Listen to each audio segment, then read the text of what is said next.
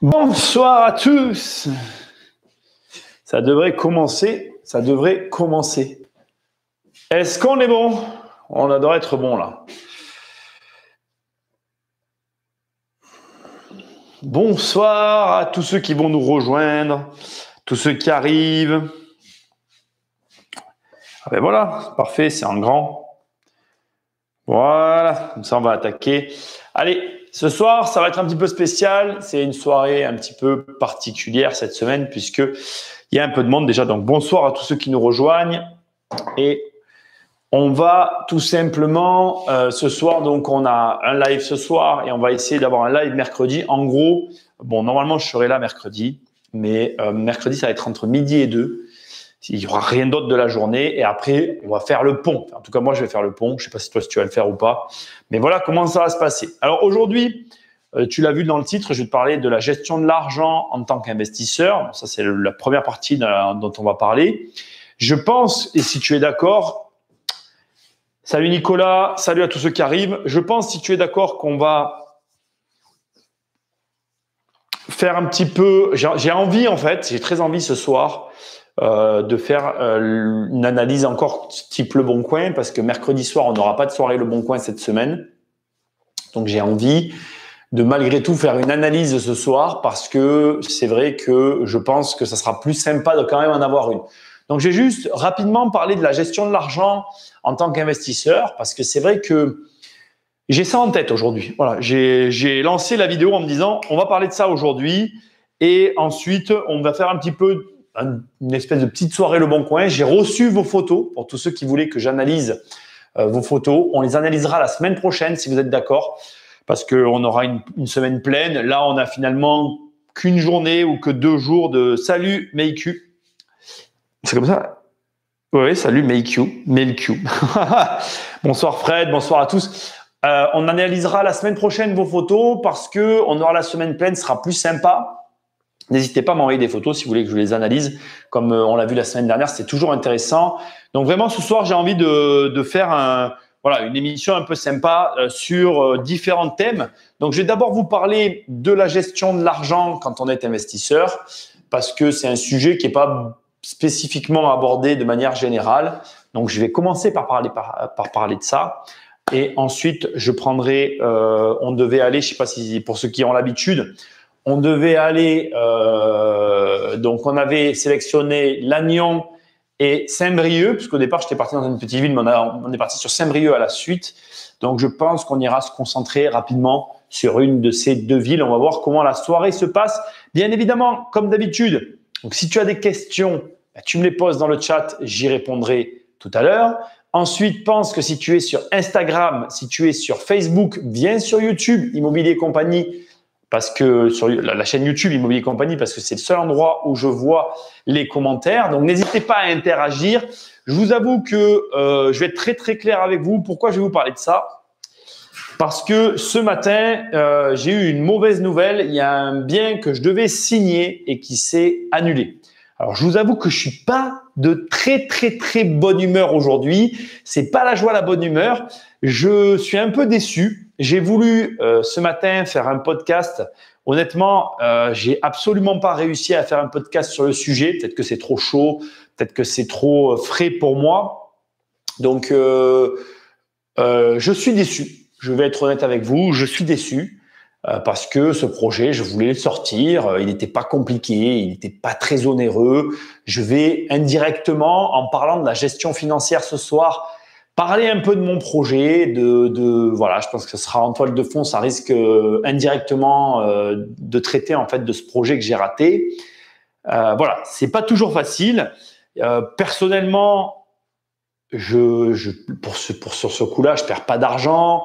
Je veux dire, au moment où je parle, il y avait aucun engagement qui était pris. En fait, on s'était entendu sur un tarif, on devait signer le compromis.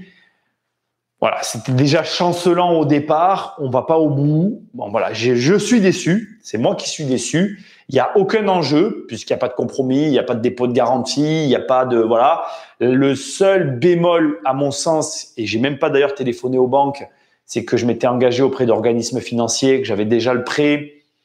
J'aurais pu ne pas faire de prêt d'ailleurs pour le coup, mais bon bref, en finalité, pour moi, le dossier il était bouclé. C'est un dossier qui n'a même pas commencé. Voilà.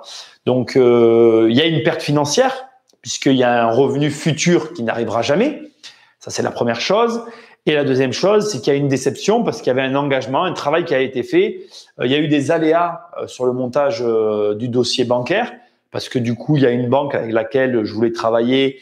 Bon, bref, je vais pas rentrer dans le détail, mais ça se fera pas. Et moi, par rapport au travail que j'ai fourni, ça me fout un peu les boules. Alors du coup, étant donné que j'ai pas réussi ce matin à en parler dans le podcast, je vais en parler ce soir. Je vais vous expliquer 2-3 éléments. Salut Jean-Pierre. Salut, bonjour de Narbonne. Bonjour à tous ceux qui êtes là. Pensez à liker, à partager. Je vais vous parler donc d'un projet immobilier qui a avorté ce matin pour tous ceux qui nous ont rejoints. Alors, il y a 3 aspects fondamentaux dont on va parler. En premier, enfin peut-être pas en premier d'ailleurs, on va parler de l'échec. Voilà, puisque dans l'occurrence, c'est quand même un échec pour moi. Ensuite, comme je l'ai dit il y a un instant, on va parler de l'argent qui était en jeu dans ce projet. Et enfin, on va parler des projets. Ce sera plutôt une façon pour moi de clôturer le sujet. Il va y avoir les trois points. Alors, je vais commencer par parler d'argent. En termes d'argent, sur un projet comme ça, il y a 2 aspects essentiels à mes yeux qui sont à prendre en considération. Donc, il y a l'apport, s'il y en a ou s'il n'y en a pas, mais il y a l'argent nécessaire à l'enclenchement du projet, et puis il y a la rente de l'autre côté, et ça, c'est ce que j'ai perdu. Donc, je vais m'atteler d'abord sur ce sujet-là. Premier point, quand tu fais un projet immobilier, en tout cas, c'est ce qui vient de m'arriver ici, il y a, pour moi en tout cas, une mise en place. Donc, un apport qui va être désigné, défini, et qui va être... je vais pas dire consigné, mais qui va être en tout cas alloué à ça. Donc, dans ma tête, il y a une somme. Alors, parfois, je vais la mettre sur le compte. Bon, moi, c'est des sociétés, si tu veux. Donc, je vais mettre l'argent sur le compte de la société. Il va y avoir un mouvement et je dis, cet argent, c'est l'apport. Donc, il y a la mise en place du projet avec le virement, avec tout ce que ça implique, l'apport. Et puis, il y a tout ce que tu connais toi en tant qu'investisseur, tout ce qui est prévisionnel, tout le temps que tu vas passer à préparer ton projet. En l'occurrence, bon, ceux qui connaissent, pour ceux qui sont dans le programme, il y a tout le montage de mon dossier que j'ai l'habitude de faire, qui aujourd'hui pour moi est assez gros, mais ça c'est un détail, et qui surtout demande un travail personnel. Alors pour moi, il y a toute une partie du dossier qui est fait, mais il y a une partie du dossier qui n'est pas fait puisque c'est en lien avec le projet en question. Donc là, en l'occurrence, le montant des loyers, l'argent, enfin la marge attendue, tout le calcul qui va être fait. Donc, j'ai d'un côté la rente, de l'autre côté l'apport. L'ensemble, c'est l'argent, c'est le projet global.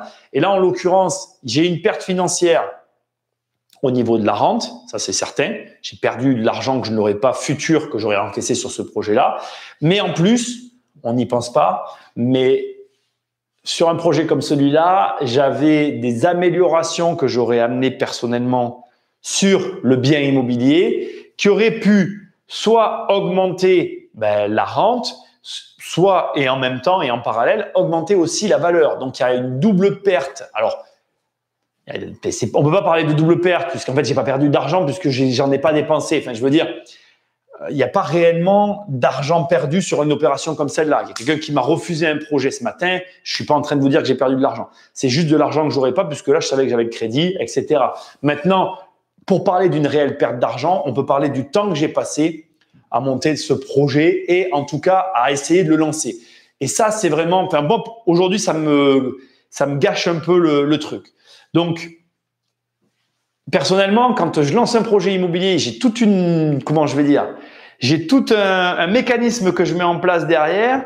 Et là, depuis ce matin, je suis déçu en fait. Je vais être honnête, je suis déçu parce que c'est même pas pour le mécanisme, c'est pour le temps qui a passé pour la projection. Je l'ai pas écrit aussi, mais tu te projettes. Donc là, je vais passer directement à l'échec. Je peux pas parler de perte d'argent, même si j'ai la sensation d'en perdre, parce que j'ai la sensation de perdre de l'argent que j'aurais encaissé si j'avais eu le projet. Maintenant, il y a un point positif quand même que j'écris nulle part. Je veux pas être que négatif. J'ai été finançable. J'avais un financement au moment où je parle. J'avais ce financement, d'accord? Et ce financement, comme je l'ai, il est toujours disponible. C'est-à-dire qu'au moment où je parle, je ne vais pas écrire en entier, dispo, ça sera assez clair. Au moment où je parle, même si on m'a refusé ce projet, je sais que j'ai ce montant qui est alloué pour mener un projet, à moi de retrouver autre chose pour finalement remplacer la perte, entre guillemets, dont je parle ici. Alors, bon, ça, c'est une des parties. Pourquoi je le vis comme un échec? En l'occurrence, on a un vendeur et un acquéreur. Ici, tu pourrais me dire, Nicolas, écoute, c'est pas réellement un échec, puisqu'au final, c'est pas toi qui a provoqué la situation. Moi, j'ai provoqué l'achat, mais c'est pas moi qui ai dit on arrête. J'ai rien fait pour que ça avorte. Personnellement, je le prends quand même comme un échec. Alors déjà, premièrement, dès le début de l'opération, dès les négociations avec le vendeur, c'était une vendeuse d'ailleurs, dès qu'on a commencé à parler, il y a 2-3 trucs qui m'ont paru bizarres. Voilà, il y a 2-3 trucs dans la discussion que j'ai pu avoir avec la personne qui m'ont paru bizarres. Je me rappelle après la négociation, j'ai appelé ma mère en lui disant c'est bon, on a le projet. Elle a visité juste avant moi. On n'a pas visité au même moment ce bien-là. On avait un décalage sur la visite. Et je l'ai appelé en lui disant voilà, il y a eu ça et ça dans la discussion que j'ai trouvé bizarre, mais j'ai choisi d'en faire abstraction et j'ai continué la négociation. Ensuite, deuxièmement, pendant le laps de temps qui a séparé la négociation du compromis, il y a eu un appel des vendeurs en me disant qu'il y avait un problème et ça m'a mis la puce à l'oreille. Je me rappelle très bien que j'ai dit à ma mère, j'ai dit, écoute, c'est bizarre. Ça fait 2 remarques qui me font, dont une où il y a un doute il y a eu des doutes qui ont été évoqués sur l'acquisition que je trouvais très étrange.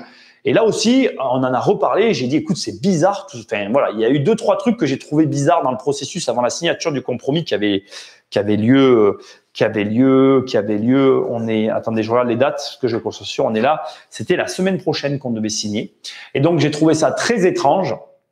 Je trouvais ça très étrange l'appel qu'on a eu on a eu déjà une problématique avant la signature du compromis, quoi. Bref, c'est un échec parce que j'avais un doute. Et ceux qui le savent aussi, j'ai une phrase que j'adore. Quand il y a un doute, c'est qu'il n'y a pas de doute. Et j'ai quand même voulu continuer malgré tous les doutes que j'ai évoqués. Il n'y en a eu que 2, hein, pour le coup. Il y en a eu que 2. Enfin, il y en aura eu 3 au final, puisque ce matin, j'ai reçu un mail du notaire qui me dit, voilà, le compromis de telle date est annulé. J'ai essayé d'appeler mon notaire. Il n'a pas répondu. Enfin, j'ai pas essayé de le rappeler. Enfin, on ne s'est pas rappelé. J'ai pas d'autres éléments à vous donner pour l'instant. En tout cas, ça a été annulé. Et donc, pour moi, c'est un échec parce qu'il y a eu j'ai eu 2 signes avant-coureurs qui me signifiaient que ça n'allait pas se signer et que donc, je n'allais pas aller au bout. Ce qui m'amène au 3e et dernier point qui est vachement important pour moi parce que c'était un petit peu ce que j'avais envie de partager ce soir, c'est le fait d'avoir plusieurs projets en même temps. Si tu veux, ce matin, la première chose que je me suis dit quand j'ai lu ce message, au-delà de ma déception, au-delà de la journée bizarre que je viens de passer, parce que je suis un peu déçu, parce que ça me fait quelque chose, hein, comme j'ai dit tout à l'heure, le rapport à l'argent futur, le fait de perdre ce truc, puis le bien me plaisait aussi. Enfin, il y avait un ensemble de choses émotionnelles que j'avais peut-être mis dans ce projet-là, font que je suis déçu. Tout de suite, je me suis dit bon, c'est pas grave. Ce mois-ci, on signait 2 projets. Le deuxième projet, lui, il y a aucune raison qu'il ne se signe pas. On va le signer, j'en suis certain. Donc celui-là, il n'y a pas de problématique. Et du coup, l'importance d'avoir plusieurs projets, elle est là. C'est parce que quand il y en a un qui va être annulé, eh bien, immédiatement, tu peux te reporter au second. En tout cas, moi, je fonctionne comme ça. Ça serait intéressant que tu me dises, toi, comment tu fonctionnes. Il n'y a pas beaucoup de réactions ce soir. Vous êtes là, vous m'entendez bien? Bonsoir à tous. N'hésitez pas à réagir à ce que je suis en train de vous dire.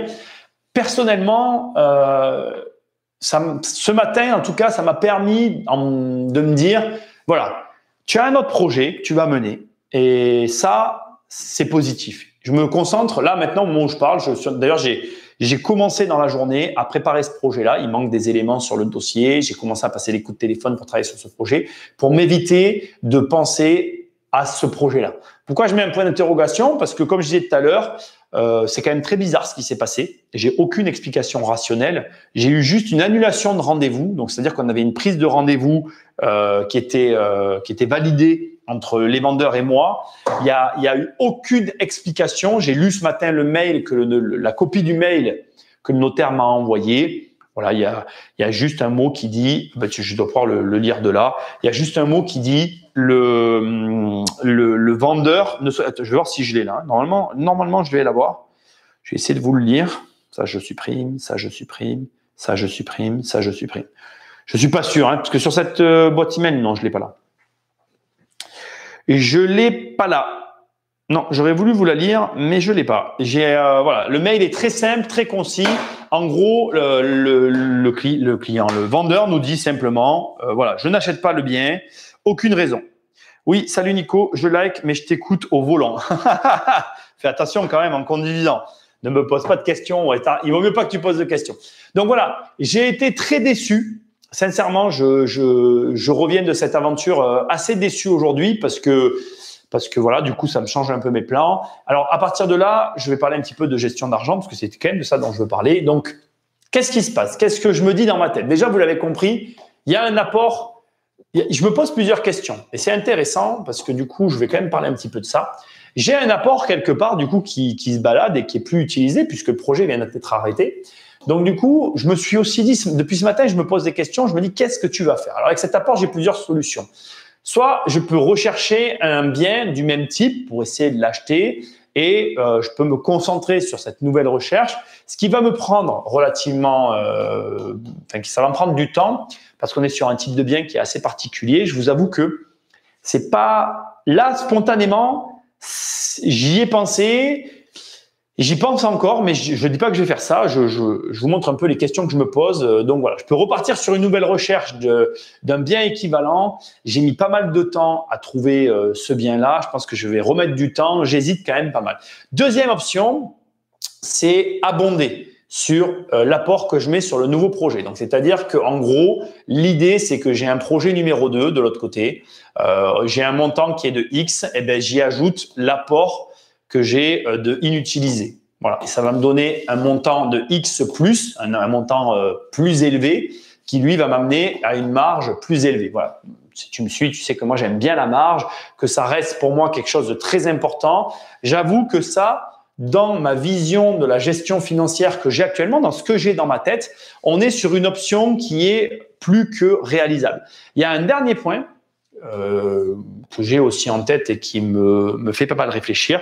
Je me dis, tu peux utiliser cet apport pour acheter un bien cash. Voilà. Je le dis aussi parce que c'est quelque chose. Là, j'étais sur un bien, les montants n'étaient pas énormes, mais je pense que l'apport que je mettais peut me permettre d'acheter un bien comptant. Donc, je suis dans une réflexion, je n'ai pas pris de décision. J'avais juste envie de vous montrer que un projet qui a avorté, c'est quelque chose d'anodin, ça arrive à tout le monde. Il y a quand même derrière une mise en place, il y a une réflexion derrière. Et ça peut paraître bête, on peut se dire, ah ben non, mais c'est pas grave, il a rien perdu. Mais en fait, si, moi, ça m'embête parce que d'abord, il y a des montants en jeu que j'ai pas forcément envie, j'ai pas intérêt de garder ces montants quelque part sur un compte. Donc moi, je veux en faire quelque chose. Et ensuite, alors, ce qui m'énerve le plus, c'est la rente que j'ai perdue. Je vais pas me cacher derrière mon petit doigt. Je m'enlève pas ça de la tête. Mais il y a aussi maintenant toute une réflexion à avoir sur ce que je vais faire de l'argent et les décisions que je vais prendre.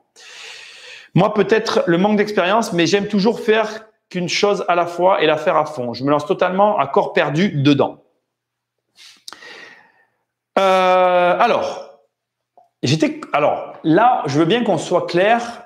J'ai tendance à être d'accord avec toi. On fait qu'une chose à la fois. Et en fait, si tu veux,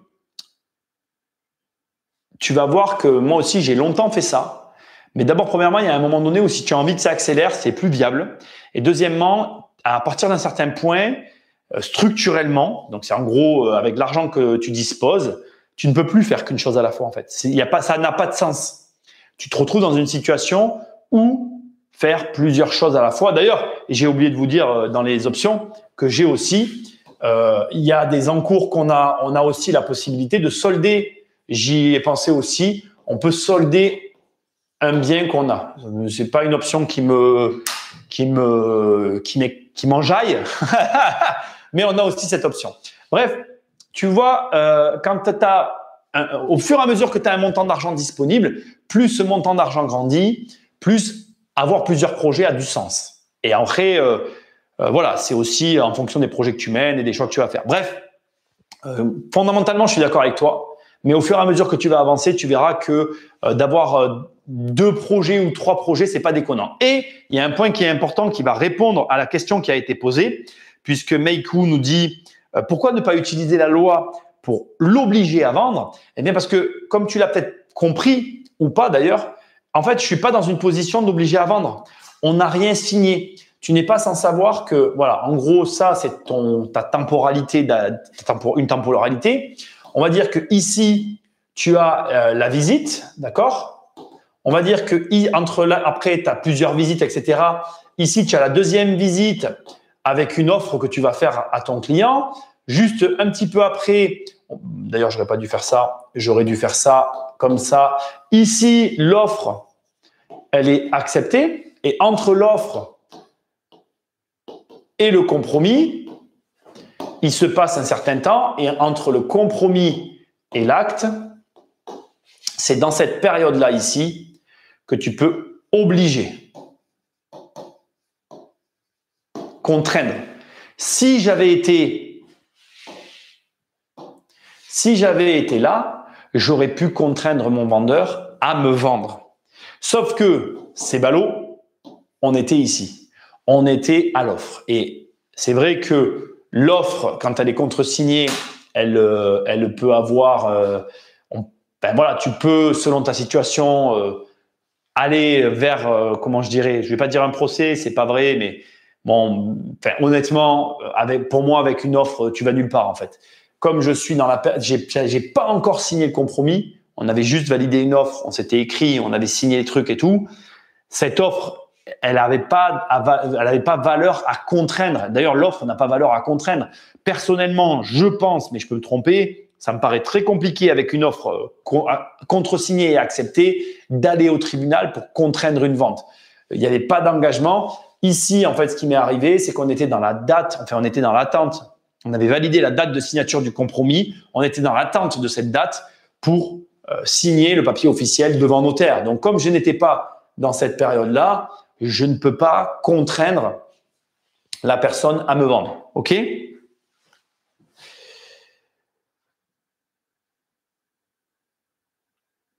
Break-even, je ne sais pas de quoi tu parles. C'est quoi de break-even ? Je ne sais pas ce que c'est. Alors, l'intro est trop longue, Nicolas. Je pense qu'on allait parler de break-even. Je ne sais pas ce que c'est break-even. Meikou me dit article 1583 du Code civil. Oui, mais encore une fois, d'abord, alors ça, je ne le sais pas. Tu sais quoi, on va aller le regarder. Article 1583 du Code civil. Mais honnêtement, je ne vais pas en procès avec ça. 1583. Non, merde, ça ne marche pas. J'aime bien regarder ce genre de truc en plus. Ça m'intéresse, tu vois. Oh putain, 1580, c'est pas bien l'iPad, hein. 1533, code civil. Allez, on va voir ça tout de suite ensemble. Ça, c'est intéressant, tu vois.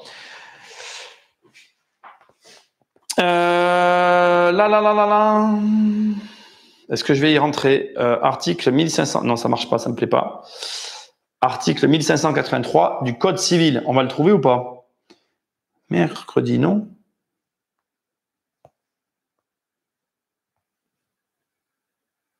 Une seconde, hein. Alors, article 1500, il est là. Naviguer dans le sommaire. Alors, oh là là là là, 1583, 1582, on est là. Qui peut acheter ou vendre des choses? Mais putain, il peut pas Google nous donner directement l'article.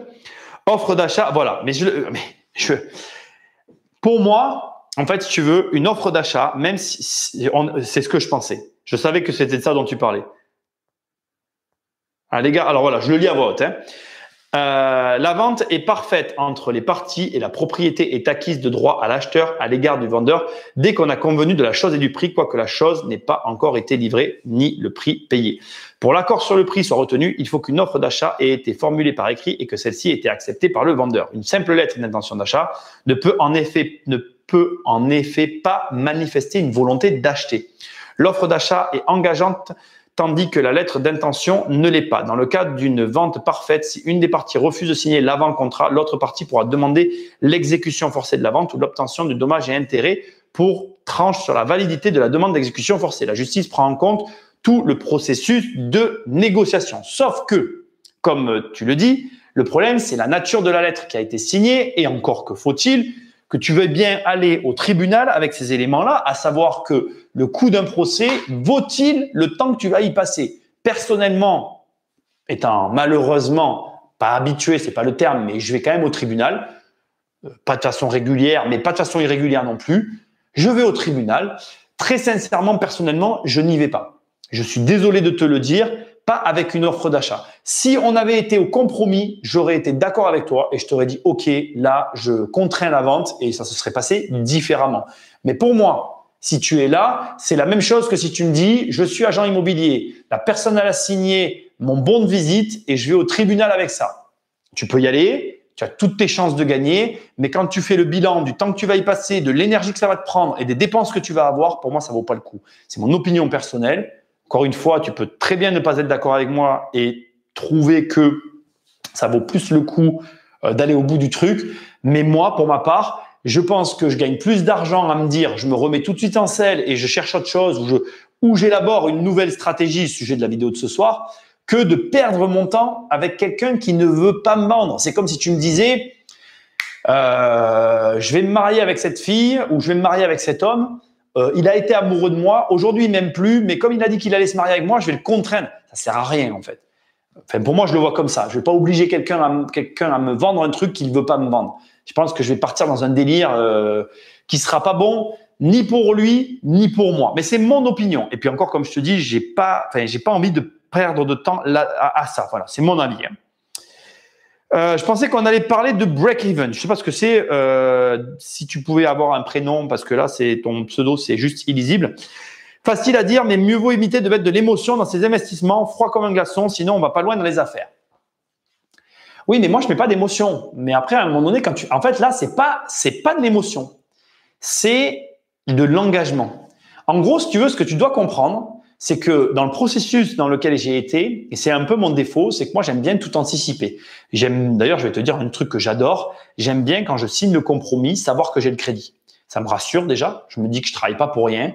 Et ça me permet de me dire, voilà, je m'engage sur ce projet parce que je sais que. Et ça, c'est quelque chose que j'adore. Sauf que le défaut de ça, c'est que je travaille, ben, tu vois, d'ailleurs, je travaille avant le moment où je devrais travailler. C'est une erreur que je fais souvent. C'est-à-dire que, en gros, tu vois, sur un projet comme ça, mon erreur, c'est pas d'avoir mis de l'émotion.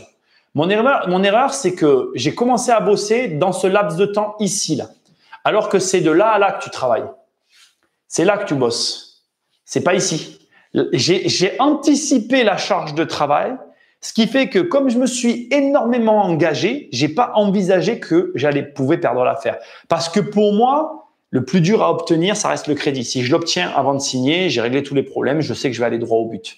Et donc c'est ça qu'il faut voir en fait, c'est qu'il y a pas, c'est pas l'émotionnel dans ce cas précis, c'est l'engagement qui a été mis trop tôt. Si je m'étais pas engagé autant, si je m'étais pas autant battu avec les banques, enfin battu c'est pas le mot, j'ai envoyé des dossiers, pour que je te dise que là maintenant j'ai le crédit, crois-moi, c'est que j'ai déjà défendu le dossier, j'ai déjà tout fait en fait. Et c'est ça qui me fout en l'air en fait, c'est ça qui m'énerve, c'est de me dire putain mais tout était fait quoi. Je veux dire signe avec moi et c'est fini quoi. Qu'est-ce que tu fais quoi. Voilà, c'est ce que j'ai envie de dire. Mais bon voilà, c'est comme ça. Mon notaire m'a dit que s'il y a une validation même orale, c'est possible, mais c'est vrai que c'est une procédure. Écoute, n'écoute pas ton notaire. Même si, je veux dire, il y a la théorie, tu vois, c'est-à-dire qu'on peut te dire un truc, et puis il y a la pratique. Je t'assure que un procès, écoute, de toute façon, il y a une phrase que j'adore, que je dis tout le temps, mieux vaut un mauvais arrangement qu'un bon procès. Un procès, ça ne sert à rien. Si tu peux éviter un procès, même si tu as raison, mais évite-le. Évite-le. D'abord, tu sais jamais comment ça va se passer. Moi, j'ai souvenir d'un procès, j'ai souvenir de procès où j'avais raison et où j'ai perdu. Hein. Et franchement, j'ai pas eu du tout envie de faire appel. Tout le monde a dit, vas-y, fais appel. Oh là là, je me suis dit, laisse tomber. C'est bon, j'ai perdu, on en reste là. Et c'est ça qu'il faut comprendre, en fait. C'est que on a tous une énergie et on doit tous réfléchir dans quoi on la met. Personnellement, je n'irai pas mettre mon énergie là-dedans. Hein. Pas pour une offre qui a été validée, signée, etc. Pour quelqu'un qui n'a pas envie de me vendre. Tu veux pas me vendre? Me vends pas. C'est vraiment pas grave. C'est mon avis. Il y a peut-être un terme plus spécifique à l'IMO. Je débute sur le sujet. OK. Break-even égale ROI à 0. Juste à l'équilibre. Avoir un shop break-even. Ah, break-even, j'ai compris. Oh, je comprenais pas. Veut dire que ta boutique tourne mais ne dégage pas de cash flow. Zéro bénéfice, zéro dette. Mais pourquoi il m'a parlé de break-even en fait? Je comprends pas. L'intro est trop longue, Nicolas. Je pensais qu'on allait parler de break-even. Ok. Ouais, c'est vrai, tu as raison, c'est emmerdant pour pas grand-chose. Oui, c'est ça, mais c'est ce que je veux te dire. Oui, tu veux parler, mais je vois pas en quoi tu me parles de break-even. J'ai un peu du mal à comprendre ton histoire de break-even. Bref, break-even, en fait, en immobilier, ouais, moi, je raisonne pas comme une boutique en immobilier. Non. Bon, je reviens à mon histoire de délai et de mise en marche du travail. Ce qu'il y a de sûr, c'est que quand tu vas visiter un bien et que tu vas commencer à te dire, OK, quand tu vas commencer à te dire, je vais commencer à travailler, commence à travailler au compromis, ne commence pas à travailler avant. Après, dans ce que tu dois retenir de ma mésaventure, c'est que il y a eu plusieurs signes avant-coureurs de la situation dans laquelle je me retrouve ici. Ce qui aurait dû m'alerter, puisque je les avais identifiés, ces signes, sur le fait de ne pas me donner une surcharge de travail, parce que j'ai déjà suffisamment de travail, je n'avais pas à me charger plus en montant ce dossier. Voilà. Ça a été un gros travail pour moi qui m'a pesé. D'ailleurs, tu vois, en même temps que je te parle, je me dis qu'il va falloir que j'aille récupérer le dossier parce que ça m'a un peu gonflé. Donc, ce que tu dois retenir, c'est que si tu as un doute, c'est qu'il n'y a pas de doute. Mais si tu as un doute, surtout, tu commences pas à travailler comme moi. Et dans tous les cas, quand tu te lances dans l'immobilier, commence à bosser quand tu as signé le compromis. Parce que comme ça a été fait remarquer par Meiku, quand tu as signé le compromis, par contre, tu es protégé par ce fameux compromis qui, lui, te permet de, si la personne ne veut pas te vendre, te retourner contre elle pour la contraindre à vendre. Avant, même si effectivement, comme ça a été souligné, je connaissais le principe de la chose et de l'entente sur la chose, sur le prix et la chose, la vérité, c'est que c'est une procédure longue, fastidieuse et qui peut aboutir, mais qui pour moi ne vaut pas le coup. Voilà, c'est mon opinion. Encore une fois, ça n'engage que moi. Je n'irai pas m'engager sur un procès, sur quelque chose qui n'a pas été validé au préalable. Salut Nicolas, bonsoir. Qui veut investir en moi? Vidéo libre de droit. Je suis sûr que je fais t'apporter beaucoup d'argent. C'est plus un terme de trading. Oui, alors écoute, c'est très sympa comme intervention, tu vois, mais ça n'a aucun sens en fait. T'arrives, on te connaît pas, on sait pas ce que tu fais. Tu veux pas. Déjà, commence par toi, investir en toi, avant de demander aux autres d'investir en toi. Ok, mais tu dois bien y avoir un moment en IMO où tes invests te donnent de la marge pour aller plus loin. Je suis pas sûr que tu comprennes de quoi on parle. On parle pas de ça. Là, on parle vraiment d'un projet que j'ai pas réussi à avoir. Bien évidemment, quand tu achètes un bien, après, tu vas de plus en plus loin. Aujourd'hui, tu peux acheter autant de biens que tu veux. Ici, on parle d'un processus, c'est-à-dire que j'ai visité un bien, je vais peut-être rendre une autre couleur parce que ça va pas être cool, je vais recommencer parce que je pense que tu n'as pas compris de quoi on parlait. J'ai visité, j'ai fait une visite. À la suite de cette visite, j'ai fait une offre. Cette offre, elle a été acceptée. Et après, une fois que tu as une offre qui est acceptée, tu dois aller signer chez un notaire. Quand tu as signé chez le notaire, à partir de là, le processus commence pour que tu puisses acheter. J'ai eu simplement entre la visite et la signature du notaire une annulation de la vente. C'est juste qu'en fait, la personne m'a dit « je ne veux plus te vendre ». Elle a tout à fait le droit puisqu'il n'y a pas eu, en dehors de l'offre, d'engagement réel fait sur la chose. Moi, je considère que l'engagement se fait au moment du compromis. Le jour du compromis, tu es censé laisser un dépôt de garantie ou pas. C'est libre, tu fais ce que tu as envie. Et à partir de là, tu as des éléments qui sont écrits qui attestent et te permettent d'entamer des démarches pour enclencher le processus d'achat, au terme de quoi le bien t'appartient réellement.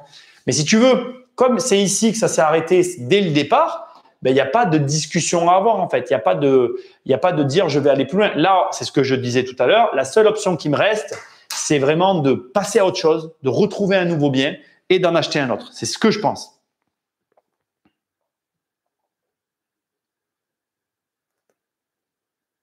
Mais non, pas du tout. Ne le prends pas comme ça. C'est pas un déversoir à haine.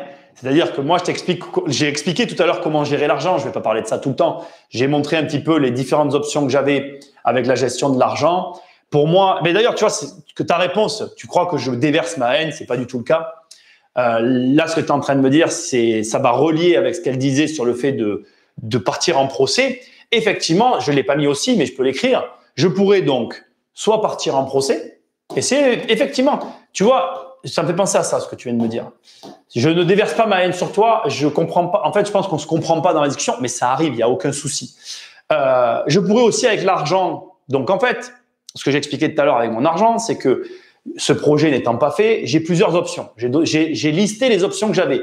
Il y a une option qui est réelle et à laquelle j'ai pas pensé et que vous me faites penser, c'est justement que je pourrais partir en procès. Je pourrais très bien dire, j'ai un apport, j'ai une offre d'achat, je vais allouer, j'ai une offre signée. Effectivement, c'est une possibilité. J'ai une offre signée et je pourrais me servir de mon argent, l'allouer, garder l'argent sur la société, dire avec cet argent, je vais aller en procès, contraindre la personne à me vendre au prix entendu et avoir les éléments. En plus, j'ai des textos sur mon téléphone pour attester des échanges qu'on a eus, la validation des éléments. Donc, entre les textos, les papiers signés, les éléments qui ont été échangés entre les notaires, les validations des dates et tout, je pense effectivement que ça pourrait être aussi une vision. Ce qui serait intéressant, c'est qu'il y ait un investisseur qui ait ce genre de démarche qui puisse en parler. Moi, personnellement, voilà, ce n'est absolument pas mon tempérament parce que je sais ce qu'engendre un procès. Et quand tu vois, et c'est pour ça que j'ai réagi comme ça à ta remarque, quand tu vois comment ça m'affecte, une contrariété comme ça, un procès, ça t'affecte aussi en fait. On est tous affectés par un procès. Donc, investir de l'argent dans un procès qui va t'affecter derrière, je ne pense pas que ce soit la bonne situation. Pour revenir effectivement au titre de la vidéo, tu as eu raison de me le rappeler. Le titre de la vidéo, c'est « Qu'est-ce que je vais faire de mon argent ?» Donc, comment le gérer avec un investissement immobilier. Effectivement, suite à ce refus, aujourd'hui, les choses sur lesquelles je tends le plus, c'est garder l'argent pour l'investir dans l'opération que j'ai en cours et ou retrouver un autre projet. C'est-à-dire que pour moi, c'est les deux options qui me semblent les plus judicieuses par rapport à la situation. Parce que c'est vrai que soit je vais aller chercher plus de marge et cette marge que j'aurai en plus, moi je vois ça comme une compensation de l'argent que j'ai pas eu avec l'achat que je devais réaliser. Soit je vais rechercher le même type de bien. Ce qui m'embête dans cette procédure, enfin dans ce choix-là, c'est le temps que je vais devoir y passer, que j'ai pas forcément. Et j'avoue que j'aurais pas dû faire ça comme ça. Et j'avoue que c'est la facilité que d'utiliser l'argent et de le mettre dans un projet qui est déjà en cours de validation pour finalement récolter les sous. Question sur son financement. Les banques te font encore un calcul de taux d'endettement en différentiel. La période est difficile. Pour toi, ça passe encore. Alors, je ne vais pas te cacher que dans ma situation à moi, les banques, elles vont raisonner plus en fonction des sociétés. Déjà, ça, c'est le premier point. Oui, elles sont toujours dans des calculs. Alors, il y a plus aujourd'hui, on n'est plus dans le différentiel, on est plus dans l'endettement. Voilà. Actuellement, c'est plutôt ça qui prime, c'est-à-dire que ils sont vraiment plus à accumuler la dette d'un côté, accumuler les revenus de l'autre, calculer l'endettement. C'est plutôt le type de calcul qu'ils font. Maintenant, tu trouves des banques encore qui arrivent à être encore arrangeantes. Pour combien de temps, je ne le sais pas. Je pense que en fonction de l'évolution de la situation, ça va aller dans un sens ou dans un autre. Pour toi, ça passe encore. Apparemment, oui. Maintenant, tu sais, c'est toujours pareil. Il faut que tu comprennes que j'aime pas bien la situation parce que je te parle. Moi, j'ai eu un accord dans cette période-là, même s'il est pas, validé oralement. Pour moi, il n'est pas écrit. En vérité, il aurait fallu que j'ai l'accord dans cette période ici pour réellement te dire ça passe encore. J'ai d'autres projets qui arrivent. Donc, je serai en mesure de te dire réellement si ça passe encore, puisque là, ça va être déterminant. On va signer le compromis, on va réellement poser le projet à la banque avec le compromis. Tu n'es pas sans savoir que les banques ne sont pas censées donner de réponse avant. Elles donnent des réponses pendant. Donc, si tu veux, c'est aussi ça qui complique un peu la situation et qui me rend un peu amer, et je le reconnais que je suis un peu amer, c'est que toi, tu fais des projets avec tes financements par rapport à tes investissements. Donc, tu fais des projets avec ton argent par rapport au financement de tes investissements. C'est ça exactement la phrase. Il se passe des choses. Parfois, moi, je m'attends très souvent à ce que ce soit la banque avec laquelle je vais avoir un problème. Mais là, on voit que c'est pas la banque, c'est le vendeur qui me pose problème. Et je me retrouve le bec dans l'eau avec de l'argent qui est alloué pour un projet qui se retrouve sans projet et avec un autre projet qui est ici, un projet en parallèle qui est tout désigné plus facile pour la direction. Donc aujourd'hui, je peux pas répondre à ça. Je peux pas te dire est-ce que c'est toujours aussi facile d'acheter. En début d'année, on a eu 2 crédits déjà depuis le début de l'année. Je compte bien en avoir 2 autres cette année au moins. Donc il y en a un qui est en cours là maintenant qui se signe à la fin du mois. On avait la signature. On a une signature. Voilà, c'est facile. Regarde. J'ai une signature la semaine prochaine et j'ai une signature la semaine d'après. Voilà. Donc, j'ai 2 signatures qui arrivent, une la semaine prochaine, une la semaine d'après. Il y en a une qui vient de s'annuler. Je pourrais répondre réellement parce que j'ai pas de réponse réelle à te donner dans quelques semaines. Tout à fait d'accord. Cela m'est arrivé 2 fois déjà. C'est pas drôle quand ça arrive. Salut Jérôme. Pour ma part, je suis passé à la suite. Moi, je pense que c'est ce qu'il y a de mieux à faire. Maintenant, voilà. La question est pourquoi le vendeur a stoppé la vente? Le prix est bien trop bas. Un autre acheteur a récupéré l'affaire. Alors, Jordan, c'est rigolo que tu poses la question. Je vais t'avouer que c'est ce que je crois. Je vais t'avouer que c'est ce que je crois. Après, dans des situations comme celle-là, tu ne peux pas savoir. Toi, la seule chose que tu sais, et c'est pour ça qu'effectivement, je voulais parler de la gestion de l'argent ce soir, la seule chose que tu sais, c'est que tu restes avec ton projet le bec dans l'eau et que tu vas devoir, comme le dit Nicolas, te retourner le plus rapidement possible pour ne pas rester dans l'attentéisme. Tu commences à perdre de l'argent dès l'instant que tu ne fais rien. Il ne faut pas rien faire. Il faut agir. L'argent qui dort, c'est de la perte sèche. Pourquoi ne pas utiliser le cash pour solder un autre crédit, comme tu l'as dit plus tôt? Car qui dit solder dit plus de cash mensuel. Question très pertinente. Tu vois, je prends le temps de la réflexion. C'est effectivement, mais voilà, c'est encore une fois, ce soir, comment dire, je suis désolé que tu l'aies mal pris tout à l'heure, mais voilà, c'est la réalité. Effectivement, déjà moi dans mon cas, je suis un peu amer, et puis je viens aussi un petit peu nu devant vous, c'est-à-dire que je ne sais pas vraiment ce que je vais faire en fait. Ça fait partie des options que j'ai notées, qui sont dans ma tête, que je n'élude pas complètement. Je vais te dire spontanément ce qui me gêne. Premièrement, je me dis une chose toute bête. Je me dis, solder, effectivement, ça va me permettre d'une certaine façon, comme tu dis, donc déjà de me désendetter. Ça va aussi répondre à la question de tout à l'heure quand tu me dis, est-ce que tu peux encore te financer? Le financement, si tu veux, il est inhérent à plusieurs éléments. Il y a un élément qui est très intéressant dans le financement, moi je trouve, c'est que tu as la dette ici d'un côté et tu as le revenu de l'autre. Les revenus, ok? D'un côté, tu as ta dette et de l'autre, tu as tes revenus. Ton financement, il dépend de ces 2 éléments-là. Il n'y a pas 36 solutions quand tu veux te faire avancer dans les finances. Soit tu vas augmenter tes revenus, soit tu vas venir réduire tes dettes. Quel est l'avantage? Et c'est là où je te rejoins. Quel est l'avantage de solder une dette? Si je solde une dette, non seulement je vais solder la dette, donc je vais diminuer mon endettement, mais en plus, je vais venir ici augmenter mes revenus.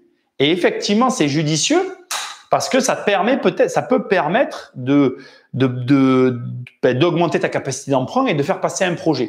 Je pense très sincèrement que par rapport à la situation dans laquelle je suis et la raison pour laquelle je penche plutôt pour cette option-là, c'est tout simplement que je me dis, si je vais à la banque et que je rajoute de l'apport sur un projet où il y a déjà de l'apport, je vais peut-être avoir plus de chances d'obtenir le projet. C'est ce que je me dis, mais je peux me tromper. Donc, c'est vrai que je te rejoins parce que ça peut aussi avoir l'effet inverse, c'est-à-dire que ça peut être judicieux de solder le bien avant de lancer le projet parce que du coup, j'arrive avec plus de revenus. Et c'est effectivement une option qui me séduit. Maintenant, ce qui me gêne, c'est que si tu veux, le prêt, je l'ai obtenu. Donc aujourd'hui, je vais aller immobiliser de l'argent pour quelque chose où aujourd'hui ça fonctionne et il n'y a pas besoin d'immobiliser de l'argent. Donc tu vois, mon cœur balance et c'est compliqué. Je pense très sincèrement que la décision se prendra réellement quand je vais avoir posé le projet et je vais dire, ben voilà, je vais pas le dire d'ailleurs, mais je pourrais dire à la banque que j'ai une marge de manœuvre. Je vais rien dire à la banque, je vais dire que voilà le projet tel que je le pose et en fonction de ce qu'ils vont me donner comme élément, je verrai comment j'ajuste le tir. Mais effectivement, je t'avoue que c'est une question que je me suis posée. Je me suis dit, est-ce que c'est pas intéressant de solder le crédit et d'avoir plus de revenus? Je ne le sais pas. Je ne le sais pas. Je suis encore dans le questionnement. C'est pas facile. C'est pas facile parce que c'est chaud encore. Voilà, c'est chaud de ce matin. Donc c'est vraiment pas évident. Il y a un autre élément que je voudrais aborder avec tout ça, avec la gestion financière par rapport à l'investissement et à ce que tu vas faire quand Je vais rajouter des feuilles. Si vous avez des questions, n'hésitez pas à les poser. Je vois qu'il n'y en a pas. Je vais regarder rapidement s'il y avait des gens sur Facebook. Non, c'est bon, il n'y a personne. Il y a un élément que j'ai envie d'ajouter à tout ça et qui n'est pas à prendre à la légère.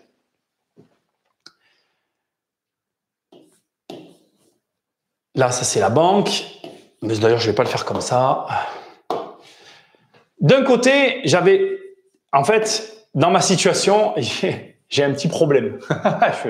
Et c'est peut-être un problème qu'on rencontre tous. Je voulais me servir de ce projet. En fait, en gros, comment je vais t'expliquer ça? Je vais t'expliquer comme ça, c'est le plus simple. Ici, j'ai mon partenaire. J'ai un partenaire bancaire avec lequel je travaille depuis longtemps. Et j'ai ce projet que j'avais en parallèle qui devait me servir à faire une chose.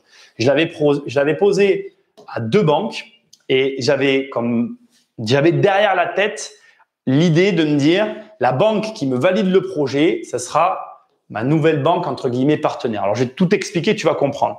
Il y a une banque avec laquelle je travaille de façon régulière. Et là, j'ai pas de problème. On ne parle pas de celle-là.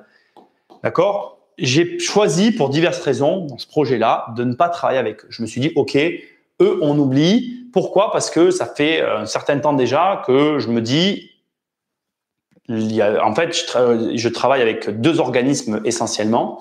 Et il y a, depuis quelques temps déjà, il y a un organisme sur lequel j'ai un doute. Et ce projet avait aussi une deuxième fonction qui était de valider ou pas ce partenariat et ou de me permettre de changer, en fait, de prendre ou d'avoir un nouveau partenaire. Et la problématique aussi derrière tout ça, c'est que quand tu mènes un projet, tu le mènes parfois pour plusieurs raisons. En tout cas, moi, c'est mon profil. Quand je mène des projets, je les mène pour plusieurs raisons. Et là, une des motivations qu'il y avait aussi derrière ce projet, c'était de trouver un nouveau partenaire. Là, aujourd'hui, ça tombe complètement à l'eau. Et non seulement ça tombe à l'eau, mais en plus, comme je le disais tout à l'heure, je ne vais pas revenir en arrière, ça n'a pas d'importance. Étant donné que je n'ai rien d'autre à me mettre sous la dent et que j'ai un laps de temps relativement long avant de retrouver le même genre de projet, je suis embêté en fait. J'aimerais bien résoudre cette problématique et j'aimerais bien aussi trouver comment faire. Quelle stratégie? Bon voilà, on va pas rentrer dans le détail. Ça me pose problème parce que je me retrouve le bec dans l'eau par rapport à tout ça. Et c'est pas cool. En ce moment, il est intéressant de racheter des TPE à des bas prix tribunal de commerce. Il y a des belles affaires à faire et ça va sauver des emplois. Une belle entreprise.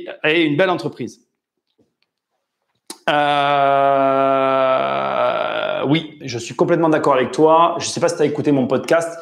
On va sortir du cadre, mais avec grand plaisir. Il y a non seulement, je vais te dire qu'il y a plusieurs choses à faire. Donc, non seulement tu peux sauver des entreprises, on est d'accord. Mais en plus, il y a un deuxième avantage, c'est que je pense que dans ces entreprises que tu vas pouvoir racheter, tu vas avoir des pépites qui peuvent être en difficulté de par la situation. Donc, je m'explique. Tu le sais, on a le Covid. Là, tu m'as fait switcher de sujet. Donc, j'ouvre la parenthèse. Après, je répondrai aux questions. Effectivement, la situation actuelle, elle est un petit peu tendue pour certaines sociétés. Je pense que la vérité, on va la voir dans les semaines et mois qui arrivent. Je crois que c'est le 19 mai où on va avoir la fin du confinement et où on va pouvoir commencer à réavoir des commerces qui vont ouvrir. Donc, il convient de dire que dans les mois qui vont suivre, tu vas commencer à avoir, tu vas avoir déjà la fin des aides sociales, tu vas avoir la fin de tous les PGE et de tous les reports qui ont été mis en place. Tout ça, ça va s'arrêter. Et donc, tu vas avoir des sociétés qui vont prendre un choc dans la figure parce qu'aujourd'hui, elles survivent grâce à ça. Et la problématique, ou plutôt la réalité, c'est que dans l'ensemble de ces sociétés, tu en as qui vont être en difficulté alors qu'elles ne sont pas en difficulté. Elles sont juste en difficulté de par la situation. Mais il faut faire attention, il y a une énorme difficulté à surmonter et à laquelle il faut penser, c'est qu'il faut de l'argent. C'est-à-dire que ces sociétés, elles sont en difficulté de par la situation, mais il faut qu'il y ait une trésor qui permette de tenir pour que l'entreprise ait le temps de se remettre en place et de récupérer la clientèle qu'elle a perdue ou en tout cas de regagner de l'argent comme avant. Donc, si tu décides d'acheter des entreprises, et c'est le moment de le faire, j'en consens et j'en conviens avec toi, il faut absolument que tu penses à ça. Tu donnes pas les noms de tes partenaires bancaires, pas de marque dans tes lives. Oui, je donne pas les noms de mes partenaires bancaires parce que ça n'a pas de sens en fait. D'abord, tu vas pas être dans la même région que moi, premièrement. Deuxièmement, je pense qu'on doit tous chercher la banque avec laquelle on travaille. Et tu vas te dire, ah ouais, tiens, Nicolas, il est à telle banque, donc il se fait financer, donc cette banque me finance, mais ça n'a aucun sens en fait. Je pense même que ça va au-delà de ce que tu imagines. Je pense que les banques, comment dire, malgré leur politique de déshumanisation, c'est-à-dire parce que je pense que tu sais que dans les banques, il y a une politique de je déplace les directeurs tous les 3-4 ans pour pas qu'il y ait d'amitié qui se fasse avec les directeurs, etc. C'est du pipeau en fait. L'argent se prête entre les personnes. C'est-à-dire que tu penses que tu ne te rends même pas compte à quel point la personne que tu es conditionne ton obtention de prêt en fait. Et c'est un ensemble d'éléments en fait. Le banquier, il te juge sur un ensemble d'éléments. Et quand je te dis un ensemble d'éléments, ça va parfois au-delà de ce que tu peux imaginer. Donc, ça veut dire que savoir à quelle banque je me trouve n'a aucun intérêt pour toi. Mais quand je dis aucun, c'est pour moi zéro, nada, walou. Donc, c'est pas une question d'être dans les lives, c'est pas une question de marque, c'est pas une question de secret. C'est juste à l'inverse, c'est un service que je te rends. Le jeu n'est pas de te dire où est Nicolas. Le jeu, c'est plutôt de te demander qu'est-ce que je fais qui contribue à améliorer mes dossiers. Donc moi, j'ai une manière particulière de monter mes dossiers, c'est ce que j'apprends dans mes programmes. C'est essentiellement là-dessus que je joue, la façon de présenter, la présentation. Pour moi, c'est ultra important. Je tire une droite, je marque une différence entre le mec qui arrive les mains dans les poches et qui te donne 3 papiers et qui limite ne sait même pas ce qu'il a à donner comme document pour avoir le crédit, et le mec qui arrive et qui est complètement prêt et qui te donne un truc nickel où tu te dis bon ben je signe où quoi. Pour moi, il y a une vraie barrière entre ces deux profils, quoi. Voilà, mais c'est mon opinion. Question sur ton financement. Je sais plus où j'en suis. C'est pas là. Si on reste dans le sujet de l'immobilier, puisque tu as du cash, n'est-ce pas mieux d'utiliser ton argent pour un achat, vente aux enchères? Il y a de très beaucoup à faire. Oui, c'est vrai. Tu vois, mais effectivement, oui, mais tu vois, c'est intéressant ce que tu viens de dire. Parce que c'est aussi, tout à l'heure, j'ai fait mon petit tableau. Oui, effectivement, voilà, c'est aussi une chose que j'ai pas notée. C'est-à-dire que, alors, de la façon dont tu le présentes, tu achètes un bien aux enchères et tu fais quelque chose avec. Donc, on peut rajouter logiquement avec l'argent, tu peux rajouter soit une activité, soit une vente aux enchères. Effectivement, c'est une des possibilités. Mais ça m'amène sur un sujet qui est peut-être inattendu mais original, c'est que ce qui est intéressant, enfin après voilà, chacun voit midi à sa porte, je dis pas que j'ai raison, je sais qu'aujourd'hui, et je l'ai dit déjà la dernière fois, j'ai fait une vidéo sur le sujet, on peut obtenir des financements à 110%, mais dans ce que je suis en train de faire, tu vois aussi un des intérêts que je trouve à avoir de l'apport quand on fait un financement. Oui, c'est ça, à avoir de l'apport quand on fait un financement. Moi, j'y vois un intérêt. Pourquoi? Je me dis, comme je mets de l'apport dans mes projets, si le projet avorte, je me retrouve à devoir chercher un nouveau projet. C'est bête, mais je trouve ça intéressant. Alors aujourd'hui, c'est vrai que c'est pas le truc que je me dis en premier. Il y a des jours où tu es où tu es plus enthousiaste, tu dis ah super et tout. Autant je sais que dans quelques temps, quand tout ça sera passé, je me dirai bon c'est cool, j'ai cet argent, il faut que je fasse quelque chose avec. Effectivement, tu as raison. Aller à des ventes aux enchères, ou même comme il l'a dit tout à l'heure, 93 vidéos, ou même tout simplement acheter une société avec cet argent. C'est des choses intelligentes qui peuvent être menées. J'y ai pas pensé. Aujourd'hui, c'est vrai que j'ai tendance, après on est tous différents, mais dis-moi dans les commentaires ce que toi tu as tendance à faire. Personnellement, j'ai tendance à me rallier, à me raccrocher au projet qui me reste. Ça me fait me dire, j'ai pas tout perdu. Et puis tout à l'heure, je le disais aussi rapidement, mais je vais en retoucher un mot. Il y a quand même un sentiment d'échec en fait. Personnellement, tu ne me l'enlèveras pas. Je pense que quand tu as un investissement immobilier que tu n'arrives pas au bout, peu importe la raison, hein, que tu sois réellement fautif dans le sens où tu n'arrives pas à obtenir ton crédit, ou même que ce soit le vendeur comme moi aujourd'hui qui se rétracte, ou je ne sais quelle autre raison, tu n'obtiens pas ton permis de construire et tu ne peux pas construire et donc du coup tu abandonnes, il y a un sentiment d'échec en fait. Et je pense que ce que j'ai dit tout à l'heure, c'est la clé en fait. C'est que plus on s'engage dans quelque chose, plus on met d'énergie, plus on est déçu si on n'obtient pas à minima le résultat qu'on prévoyait d'obtenir. Et c'est très difficile parce que en réalité, il n'y a rien qui nous prouve quand on se lance dans n'importe quel projet que le projet va arriver à échéance. On suppose Tu sais, ben voilà, moi, quand je lance un truc, j'arrive très facilement à évaluer si oui ou non je vais arriver au bout du truc. Là, pour le coup, je savais qu'il n'y avait aucun frein au projet. Et toi, ça doit être pareil. Tu sais plus ou moins quand tu prends un risque fou ou quand tu le prends pas. Tu le sais, tu le sens et pas de problème. Mais la vérité, c'est que quoi qu'il fasse que le projet avorte, il y a un sentiment d'échec qui est très fort, qu'il faut arriver à surmonter.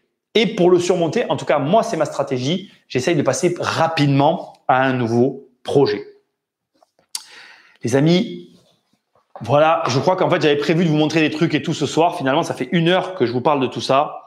Si vous avez des questions, n'hésitez pas à les poser. Moi, je ne vais pas faire durer plus longtemps ce live.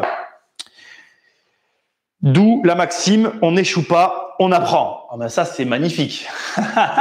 Moi, je vais aller un peu plus loin dans ce que tu viens de dire. Tu as tout à fait raison et j'ai rien à ajouter là-dessus. Je vais juste préciser quelque chose c'est pas ajouter, c'est préciser un point. Dans l'échec, il y a une chose de très particulière et j'y pense beaucoup en ce moment. C'est que pour moi, échouer, ça veut pas dire que tu dois t'arrêter en fait. Tu vois là, par exemple, moi, ce qui est important dans mon esprit, et c'est ça que j'ai envie de dire aussi, c'est que il faut pas s'arrêter à ça. Et pour moi, de mettre de l'argent et d'avoir de l'argent à récupérer pour justement m'obliger à faire autre chose, c'est une façon pour moi de me dire, allez, remets-toi en selle. Et je pense que tu peux échouer plein de fois dans ta vie, mais tu dois pas te dire que ça n'arrivera pas en fait. Parce que ça peut arriver. J'ai vraiment cette image qui circule beaucoup sur Internet, tu sais, de ce gars qui cherche de l'or, tu sais. Il y en a un qui fait demi-tour parce qu'il en a marre de creuser, c'est fatigant et il trouve pas. Et il y a l'autre qui va pousser juste un peu plus loin. Enfin, comment dire, voilà, il n'y a pas d'explication dans la vie. Il y en a des fois qui vont juste un peu plus loin que d'autres et ben ceux-là ils réussissent en fait. Il faut avoir cette comment dire, ce truc de se dire, allez, je vais continuer, c'est pas grave. Et parfois c'est vraiment pas facile quoi. Fais-tu parfois des travaux avant signature, avant l'acte? Jamais. Normalement à ce stade, pas de retour en arrière. Ou as-tu des anecdotes? Moi, ma plus grosse frustration a été sur une maison visitée. J'ai fait une offre très agressive qui a été refusée et j'ai appris 4 mois plus tard qu'elle a été vendue au prix que j'avais proposé. Alors ça, écoute, moi j'ai des anecdotes à te raconter si tu veux. Moi, j'ai souvenir d'un immeuble. J'avais fait une sacrée offre. Hein. On était sur un gros prix. On était sur un prix à 800 000 et j'avais fait une offre à 500 000 euros. Et je me suis engueulé avec l'agence immobilière qui a refusé de transmettre mon offre. Je me rappelle comme c'était hier. Et 6 mois plus tard, donc on était à 800, j'ai fait une offre à 500. Et 6 mois plus tard, l'agent immobilier me rappelle et me dit, Monsieur Popovic, je m'excuse, le bien s'est vendu au prix que vous m'aviez annoncé. C'est moi qui n'ai pas voulu transmettre votre offre. Nous pouvons travailler ensemble. Bon, on n'a jamais travaillé ensemble, mais elle m'a rappelé 2-3 fois et puis d'une chose à l'autre, voilà, c'est passé à autre chose. Non, jamais, il faut que tu saches une chose, jamais, au grand jamais, je ne ferai des travaux entre le compromis et l'acte. Ce n'est absolument pas mon profil. Par contre, voilà, comme je te l'ai dit tout à l'heure, déjà, il n'y a pas de retour en arrière dans ce genre de situation, ça c'est le premier point. Et le deuxième point, c'est là aussi une problématique. S'il y a le moins, alors là, effectivement, si tu te retrouves, imagine, enfin non, ça peut pas arriver dans ma situation, mais imagine, tu fais des travaux avant l'acte et tu te retrouves le bec dans l'eau, t'as pas le crédit. Là, tu es vraiment mal, quoi. Plus que mal vis-à-vis des vendeurs. Je te souhaite bonne chance. Non, c'est vraiment pas mon profil, vraiment pas. En tout cas, de faire ce genre de choses, vraiment pas. Mais oui, je sais qu'il y en a qui le font. Mais ils ne m'ont pas contacté pour me le proposer à nouveau. Mais ça, c'est sûr. Ce n'est pas un échec, c'est les joies de l'immobilier, les montagnes russes émotionnelles. Je suis complètement d'accord avec toi. Et c'est pas toujours facile. Quand je faisais du handball au club, j'ai eu des échecs qui étaient presque aussi doux que des victoires, surtout quand l'adversaire nous poussait à tout donner pour gagner. Le sport est la plus grande école de la vie. Je suis tellement d'accord avec toi. Estimes-tu qu'il y a un âge où on est trop vieux pour commencer à investir, genre 40 ans? Je sais pas comment je dois le prendre. J'ai 40 ans et je continue à investir. Non, carrément pas. Il n'y a pas d'âge pour commencer à investir. Au contraire, il n'est jamais trop tard. Et je me surprends même à pousser des personnes d'âge très avancé à investir. Pour moi, tu dois investir. Tout le monde doit investir. Il n'y a pas de limite à ça. il te faut absolument passer à l'action. C'est, à mon sens, essentiel. C'est mon opinion. Mais voilà, après, on est tous différents. Je comprends. Après, ce que je comprends, c'est que arrivé à un certain âge, comme 40 ans, je pense que si tu l'as pas fait avant, tu as peut-être envie que ça aille vite. Mais le problème, c'est que, et ça, c'est une question que je me suis toujours posée, c'est qu'il y a beaucoup de gens qui veulent devenir riches rapidement. Du coup, ils font plein de trucs pour devenir riches rapidement. Ils perdent énormément de temps à essayer de devenir riches rapidement. Et finalement, s'ils avaient suivi le processus normal, ils auraient été peut-être plus riches qu'en suivant tous ces processus pour l'être rapidement. Je ne sais pas si tu vois ce que je veux dire. En gros, ce que j'essaye de dire, c'est que tu as des personnes qui essayent d'obtenir très vite un résultat et finalement, c'est plus long que s'ils avaient suivi le chemin qui paraissait être le plus long au départ. Donc, peut-être que je me trompe dans ce que je suis en train de te dire. Non, en tout cas, pour répondre à ta question, pour moi, 40 ans, c'est tout sauf trop vieux pour investir. Il y a des gens qui commencent à 40 ans. C'est pas grave. L'important, c'est de commencer. Par contre, ce qu'il y a de sûr, c'est que si tu commences à 40, il va falloir que tu sois un petit peu plus stretch ou en tout cas plus tonique sur tes investissements si tu veux en profiter réellement. Parce que l'investissement immobilier, c'est quand même, ça demande un certain temps pour arriver à un résultat. Et ce temps, il est quand même, tu peux arriver à compresser le temps et à aller plus vite, mais il va falloir bosser, quoi. Voilà. Il y a des gens qui ne sont pas faits pour investir. Je suis tellement d'accord avec toi, Stéphane. Ça sera le mot de la fin. Il y a effectivement des gens qui ne sont pas faits pour investir. Ça n'est pas toujours facile. La preuve, aujourd'hui, c'est pour moi que ce n'est pas facile. On a tous des moments de faiblesse. Je suis content, même si ce soir, j'ai peut-être été, pour certains, aigri, en colère, mais je le suis, je vais pas m'en cacher. On a des moments de faiblesse. Je suis pas une machine. C'est pas facile en tout cas. Mais bon, voilà, je suis content de vous montrer aussi qu'on a des déceptions et que c'est dur de les surmonter. Moi, la question que j'ai pour toi, Nico, c'est comment on gère son argent entre les rentes et les salaires, les rentrées et les charges. Comment on utilise cet outil qui est l'argent? Les gens ne veulent pas gagner de l'argent, ils veulent le dépenser. Mais qu'est-ce que tu as raison? En fait, l'argent, tu le gères dans la mesure où tu vas réussir à déjà comprendre. En fait, la première chose que tu dois comprendre avec l'argent, c'est que c'est un outil. C'est exactement ce que tu viens de dire. C'est un outil. Et que de la même façon qu'un outil, c'est ce que tu en fais qui va amener le résultat que tu en obtiendras. Donc, la façon dont tu utilises ton outil va t'amener le résultat que tu en obtiens. Bizarrement, on a tous de l'argent pour quelque chose. C'est-à-dire que, regarde, moi-même, je veux dépenser mon argent dans l'immobilier. Ma volonté première, c'est de dépenser mon argent dans l'immobilier pour avoir un retour sur investissement. Et ce qui est intéressant, c'est que la personne qui dépense son argent dans des chaussures et des vêtements, homme ou femme, veut avoir un retour sur investissement, une image à la hauteur de ce qu'elle visualise d'elle-même. La réalité donc, c'est que on a tous de l'argent pour ce qu'on veut. Si mon kiff, c'était d'avoir une Ferrari, j'aurais une Ferrari.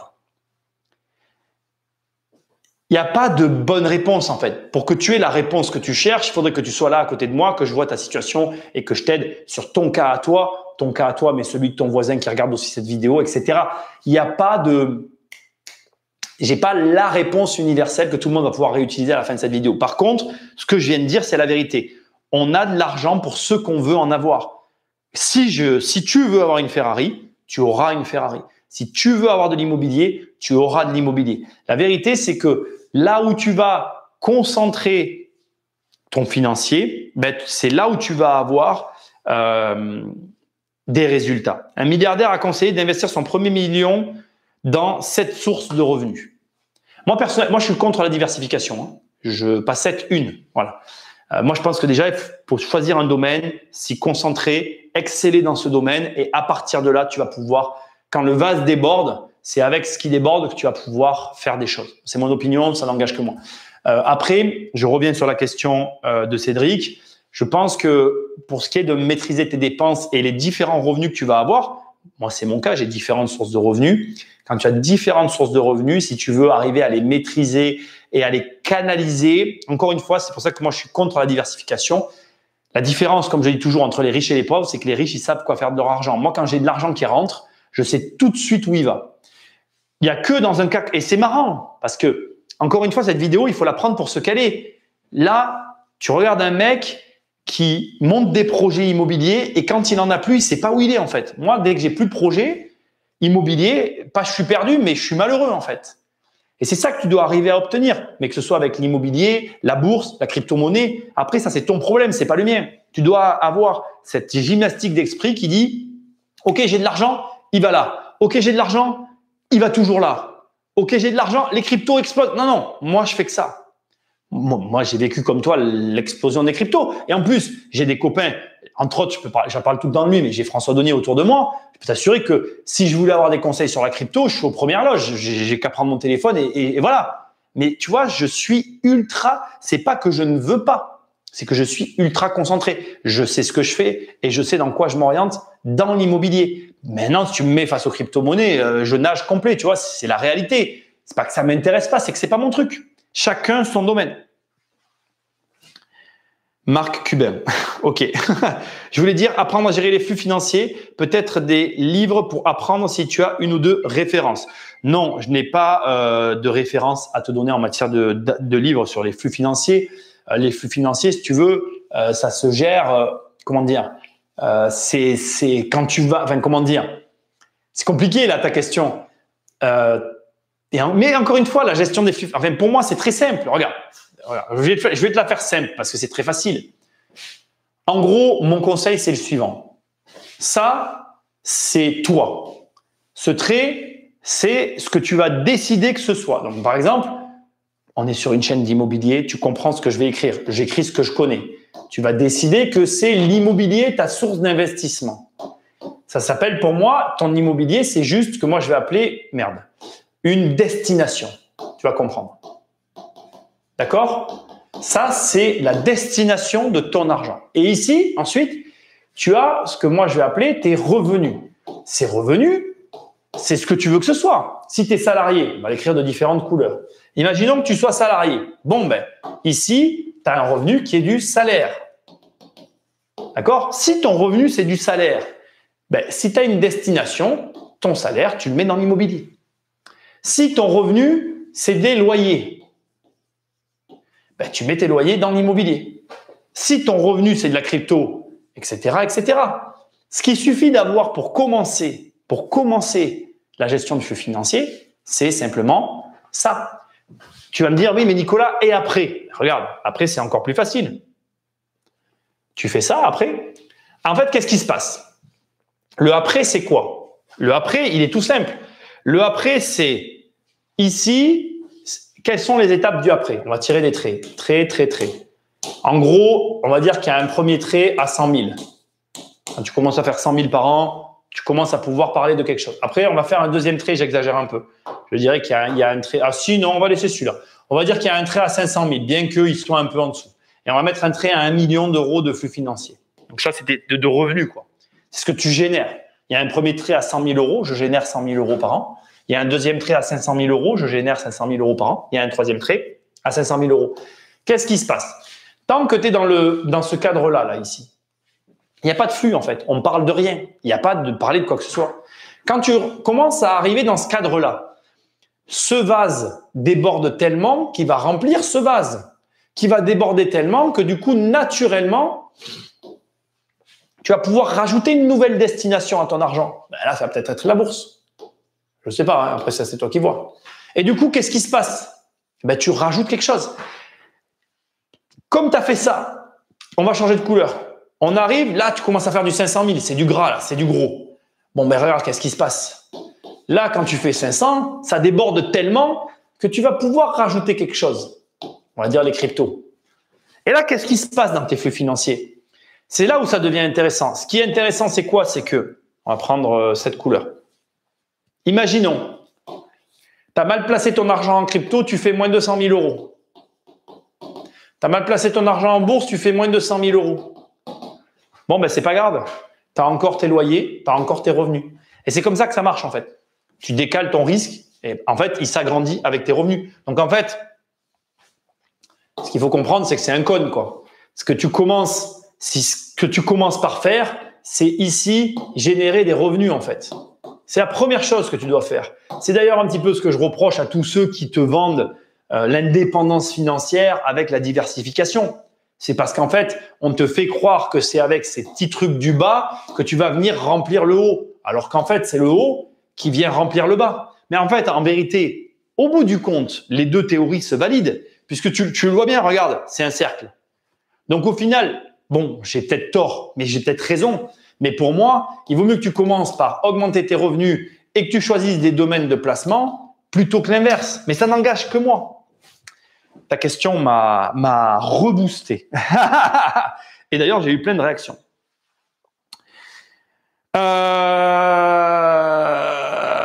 En ce moment, les statuts bougent. Je dois tout arbitrer fiscalement. C'est ça l'argent. Exactement. C'est ça l'argent. Je suis d'accord avec toi. J'ai vu ta formation gratuite avec ta nièce et oui, l'école ne nous apprend pas à gagner, à gérer notre argent. As-tu un livre à conseiller sur l'intelligence financière? Le mien. Lis mon livre. C'est le meilleur des livres. Pour toi, quel est l'avenir de la colocation? Compliqué, Mamadou. Compliqué parce que la coloc, avec ce qui s'est passé, je me dis qu'il y en a qui voudront plus en avoir. Maintenant, tu sais, l'être humain a la mémoire courte, hein, franchement. Hein. Salut Khalid. Merci Nico, à bientôt. J'adore tes lives et la vision. Merci. Le livre blanc sous l'écran, c'est ça. Pour toi, quel est l'avenir de la colocation? Marché tendu ou ça reste une opportunité? Je sais pas trop. Je sais pas trop. La coloc, c'est compliqué parce que moi, j'ai rien contre la coloc. Je comprends le fonctionnement. C'est beaucoup de travail à mes yeux pour pas grand chose. Le Covid a un impact. Aujourd'hui, tu peux pas faire comme si. Je veux dire, tous les gens qui sont à fond dans les gestes barrières, le masque, le machin, le truc, le bidule. Voilà. Enfin, pour moi, je vais pas commencer à parler de ça, mais en gros, pour moi, tu peux considérer qu'il y a quand même une partie. Tu prends la population, donc on va dire que on va prendre 67 millions de Français, et à mon sens, je pense que tu peux dire que, comment je vais dire, allez, tu vas tabler sur 35 millions de Français qui ne voudront pas entendre parler de ta colocation, quoi, tu vois. Pourquoi? Peut-être même 40 millions d'ailleurs. Je pourrais peut-être même monter à 40, ça n'a pas d'importance. Pourquoi? Parce que la maladie, les gestes barrières, la problématique de l'hygiène, je dis pas que ça n'a pas d'avenir, je dis juste que ça va être un peu tendu. Maintenant, je te rassure, ça va pas durer, j'en suis convaincu. J'ai pas vu toute la vidéo, c'était sur la coloc? Non, pas du tout, Khalid, c'était pas sur la coloc, mais là, c'est la fin. Je suis parfaitement d'accord avec toi. Commencez par les revenus que vous essayez de pérenniser avec des investissements. C'est tout à fait ça. Allez, merci à tous. Je vous quitte ici. On se retrouve mercredi, normalement, entre midi et 2. Je vous tiendrai au courant sur Instagram parce que ce sera pour moi le plus simple. Merci d'avoir été aussi nombreux et présents. Désolé si ce soir, j'étais un petit peu bizarre, mais c'était pas facile pour moi. Le sujet de ce soir, c'était gérer son argent sur l'investissement. Et c'est vrai que je parlais d'un investissement qui s'est annulé pour moi. Merci, bonne soirée, à mercredi et bon pont, mercredi entre midi et 2 parce qu'on n'aura pas d'autres opportunités pour faire ce live. Salut!